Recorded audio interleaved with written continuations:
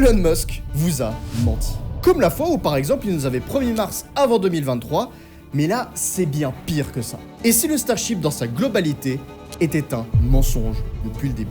C'est pourquoi dans cette vidéo, je vais vous dévoiler tous les secrets cachés derrière ce projet pour qu'à la fin de cette vidéo, vous puissiez savoir si le Starship est une promesse d'avenir ou un caprice de riche. Bon, déjà pour commencer, le premier mensonge, c'est déjà pas vraiment lui qui est à l'origine de ce concept, et pour le savoir, il faut remonter très loin dans les années 80. En 86, après l'accident de Challenger, la NASA est grosso merdo dans la merde. Le public et l'État n'a plus du tout confiance envers les navettes qui sont beaucoup trop fragiles et coûteuses, et il faut ainsi trouver une alternative pour les remplacer. Et plutôt que de revenir aux capsules traditionnelles, la NASA veut réinventer encore une fois la roue, parce que pourquoi faire simple quand on peut faire compliqué ? Et c'est là qu'interviennent les travaux d'un homme qui sera fondamental pour la suite de ces vidéos, Krafft Arnold Ehricke. C'est un ingénieur allemand qui a travaillé aux côtés de Wernher von Braun sur les fusées V2. Les deux ont émigré aux États-Unis pour concevoir des fusées et en 1948, ils vont coécrire un livre intitulé Mars Project ou Projet Mars. Un ouvrage qui va littéralement prédire tout ce qui se passe aujourd'hui avec le Starship, mais ça je vous le garde pour la suite. Mais si je vous raconte tout ça, c'est parce que c'est dans ce cadre-là que Krafft va inventer un nouveau concept qui est à l'origine même du Starship, les SSTO. Alors la définition du truc, c'est Single Stage to Orbit, ou comme son titre l'indique, c'est de créer un vaisseau qui décolle comme une fusée ou un avion, mais qui atterrit en un seul morceau. Un peu comme si une navette spatiale décollerait sans son réservoir orange bien moche et ses deux boosters. Et l'avantage derrière ce concept, c'est tout simplement d'apporter des réductions de coûts d'exploitation, une sécurité accrue et bien évidemment une meilleure fiabilité que les lanceurs conventionnels et les navettes spatiales, bien évidemment. Et c'est dans ce cadre-là que Krafft va travailler sur une première tentative avec le projet Nexus. Et si je devais vous résumer un peu le truc, c'est une fusée qui est débilement gigantesque, avec une capacité d'emport qui est quoi 8 fois supérieure à celui de la Saturn V. C'est insensé. Un projet qui est démesuré pour l'époque et qui, au vu de son ampleur, n'était absolument pas rentable et faisable à cette époque. Mais ça a permis, notamment dans les années 90, et on y revient maintenant, de permettre à de véritables projets de naître pour enfin remplacer les navettes. On a eu par exemple le Venture Star et le X-33 de Lockheed Martin, ou encore le DCX de McDonnell Douglas. Des projets qui furent tous, à un moment donné, lors de leur développement, tous abandonnés à cause de plusieurs problèmes techniques qui rendaient à cette époque-là la conception des SSTO, mais presque impossible. Mais surtout, le problème majeur, c'est que les moteurs à combustion et le système de propulsion de base pour ce type d'engin, c'est beaucoup trop limité, et dont il est impossible de pouvoir faire augmenter la puissance sur un seul moteur lors du décollage. Et du coup, on pourrait littéralement se retrouver avec une fusée, et c'est ce qui arrivait très souvent, avec un engin qui ne peut juste pas aller jusqu'à l'espace.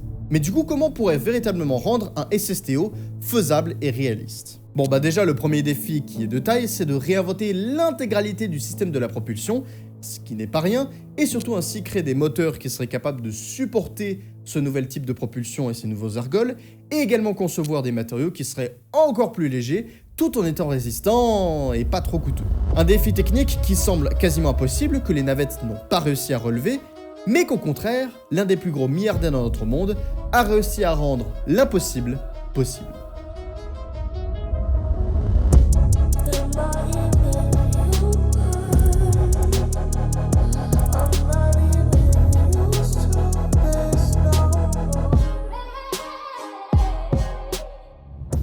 Quand ces images ont fuité, personnellement, je suis resté complètement scotché face à la performance du rattrapage du Super Heavy. Et ce qui a permis d'en arriver à un tel résultat et à de telles images, c'est tout simplement parce que Elon s'est directement basé sur les travaux des SSTO, de Krafft, du Venture Star, du X-33, bref, tout ça, c'est ce qui a permis aujourd'hui d'en arriver là.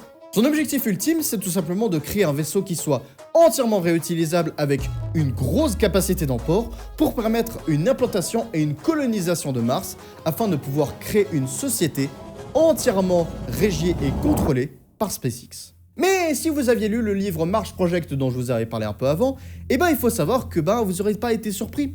Parce que littéralement, c'est ce qu'il avait annoncé. Parce qu'en 1948, Wernher von Braun, il faut savoir qu'il n'était pas que passionné par la Lune, il voulait aussi également aller au-delà de la Lune et voir vers Mars, et c'est ce qu'il avait notamment comme plan. Et c'est notamment ce qu'il a fait dans son livre Mars Project, où il a littéralement essayé de tenter de mettre à plat une idée qui permettrait d'atteindre cet objectif. Et déjà, quand on regarde les illustrations du livre, ça donne des frissons. Et le pire, c'est que c'est pas ça qui est le plus grave. C'est tout simplement comment il va décrire la société martienne, comment elle serait régie dans le futur. Dans son livre, il décrit que la société martienne, elle serait contrôlée par un seul leader suprême qui contrôlerait l'intégralité des villes et qui s'appellerait Elon. La coïncidence, elle est juste troublante et flippante et pleine de vérité. Mais il n'est pas le seul à avoir fait de telles prédictions puisque Kraft va même anticiper les futurs enjeux et les futurs problèmes que va rencontrer le Starship, mais ça on y reviendra bien sûr après. Et pour revenir au Starship, quelles sont donc les innovations qu'il a dû mettre en place pour pouvoir en faire en sorte que le Starship puisse exister? Déjà on a l'élément central sur lequel le Starship s'appuie, c'est le moteur Raptor. C'est un moteur qui fonctionne au méthane et à l'oxygène liquide et qui est réutilisable et performant quel que soit l'environnement, que ce soit dans l'air ou dans l'espace. Mais le truc, c'est que le Starship, il ne repose en réalité que sur le moteur Raptor et il n'innove absolument pas sur les autres aspects techniques que je viens de vous citer. Et c'est ça un peu le premier mensonge. C'est que le moteur Raptor est certes une petite révolution, mais il reste sur le principe même et de ce que je vous ai dit tout à l'heure, sur le moteur à combustion. Et au lieu de repenser le modèle en entier, juste il tasse le plus de moteurs au cul de l'engin pour que ça passe et que il puisse faire un vol en orbite. Et mais regardez-moi ça, on se retrouve littéralement comme sur les fusées N1 sans la révolution qui va avec. Enfin, c'est juste n'importe quoi. Et si on pousse la comparaison un peu plus loin, on se rend compte que les tests du Starship ne sont pas si différents de ceux de la N1 qui sont basés sur le même mindset. On teste le vaisseau en entier et si ça marche pas, on recommence. C'est littéralement la même chose. Mais le truc, c'est qu'aujourd'hui, les images sont certes incroyables, mais on est en 2026 et le Starship, il était censé être terminé, alors qu'il est toujours incapable de tenir les promesses voulues par Elon lui-même. Le vaisseau, il est certes pas toujours réutilisable, incapable de faire du ravitaillement dans l'espace, il a un bouclier thermique qui est pas encore au niveau, et surtout, il procure des pertes financières qui sont juste colossales. La dette, elle s'accumule aujourd'hui avec SpaceX au total à 29 milliards de dollars, avec des pertes financières qui ont été causées l'année passée, qui s'élèvent même à 4,9 milliards de dollars. Et du coup, la question qui se pose aujourd'hui, c'est comment il fait pour amortir chaque dette que procure le Starship? Mais l'explication qui me semble la plus plausible et qui me semble la plus réaliste, c'est la future entrée en bourse de SpaceX qui permettra de faire exploser la capitalisation boursière de son entreprise à plus de 1750 milliards de dollars. Et avec une telle quantité de pognon, Musk pourrait déjà d'une part faire sécuriser le financement de son prototype et également pourquoi pas de le faire évoluer avec de nouvelles technologies, notamment en laissant complètement de côté les moteurs à combustion et tous les problèmes qui vont avec pour passer à un nouveau type de moteurs qui sont plus puissants et plus performants, les moteurs atomiques.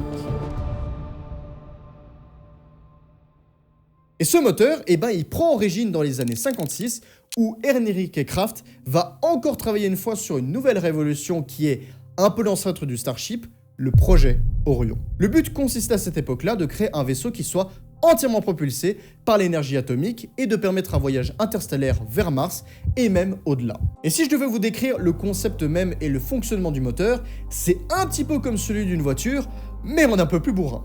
En gros, le but, c'est de créer des mini-explosions à la chaîne qui, de par les ondes de choc qui vont être causées, vont propulser le vaisseau par le principe d'action-réaction et les gaz vont ainsi être évacués et l'explosion va être éloignée le plus que possible via un piston qui va juste faire ça. Et les explosions, tac tac tac comme ça, et puis ça va propulser le vaisseau. Bref, vous voyez l'idée. Sauf que ce projet, il va encore une fois être annulé en 1963 avec l'interdiction pure et dure d'essais nucléaires et de tout engin nucléaire dans l'espace. Un traité qui a été imposé par les États-Unis après qu'ils aient fait exploser eux-mêmes des bombes nucléaires en orbite lors du test Starfish Prime. Et la conséquence derrière tout ça, c'est 8 satellites qui ont été détruits et plusieurs centaines de mètres de lignes de communication sur Terre qui ont totalement été détruites. Et en fait, le but derrière cette interdiction, c'est d'empêcher une véritable militarisation de l'espace. Et c'est notamment un des sujets que j'ai traité dans une vidéo où j'expliquais comment la Russie aurait pu utiliser l'arme nucléaire comme un moyen de détruire tous les satellites en orbite. Et je pense qu'à long terme, si on veut pouvoir vraiment explorer notre système solaire et faire des voyages interplanétaires, il faudrait pouvoir déjà autoriser ce type de moteur, parce que dans les faits, le Starship lui-même aujourd'hui, il a énormément de contraintes imposées par le modèle à combustion, qui fait qu'il est obligé à chaque fois qu'il va aller dans l'espace, et notamment pour le programme Artemis, de devoir faire plusieurs ravitaillements via d'autres starships qui seraient placés là aussi dans l'espace, comme des stations-service, et qui seraient situées entre la Terre et la Lune, Bref, c'est très compliqué et c'est complètement con. Et bah d'ailleurs, en plus, la NASA, elle a même mis au point un prototype qui vient justement de démontrer tout ce que je viens de vous expliquer, avec un moteur atomique qui permettrait ainsi de faire un voyage de la Terre à Mars en 1 mois, contre 9 avec le Starship. Ça pique un peu. Et la question, et la dernière qu'on pourrait se poser, c'est est-ce que le Starship, au final, ne serait-il pas condamné ?